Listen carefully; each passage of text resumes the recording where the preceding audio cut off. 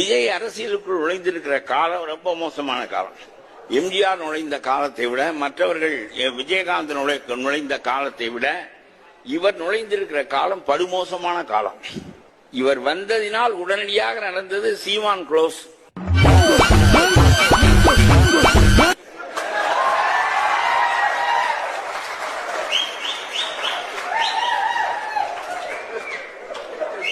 அவர் ஒரு விளங்காத அரசியலை பேசிக் கொண்டு தெரிந்தார்.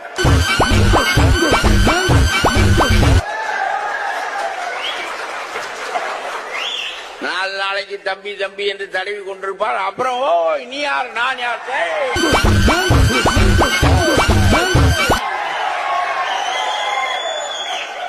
இல்ல ஐயா, ஒண்ணு இந்த பக்கம் நிக்கணும், இல்ல இந்த பக்கம் நிக்கணும், நடுவுல நின்னா என்ன பண்ண முடியும்னு கேக்குறாருல, அந்த கேள்வியில நியாயம் இல்லையா? தமிழ் தேசியம் புரியாது, திராவிடமும் புரியாது.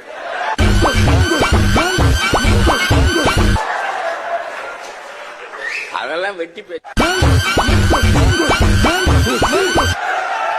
இவன் நம்முடைய தாய் வயிற்று பிள்ளைகள், நம்மோடு சேர்ந்து இருக்கட்டும் சேராமல் இருக்கட்டும், தண்ணீர் தரட்டும் தராமல் போகட்டும், அது வேறு. ஆனால் அவன் நம்முடைய தமிழ் தாய் பெற்ற மக்கள்.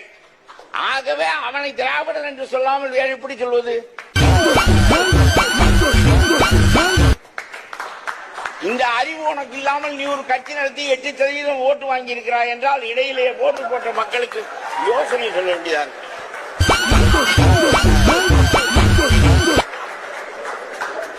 ரொம்ப படுமோசமாக இருக்கிறது.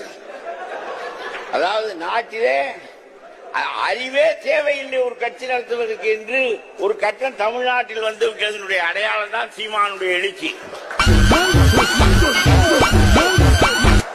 சரி, ஒரு நல்ல காரியம் ஒரு வந்த உடனே நடந்து விட்டது, சீமான் க்ளோஸ் ஆகிவிட்டார்.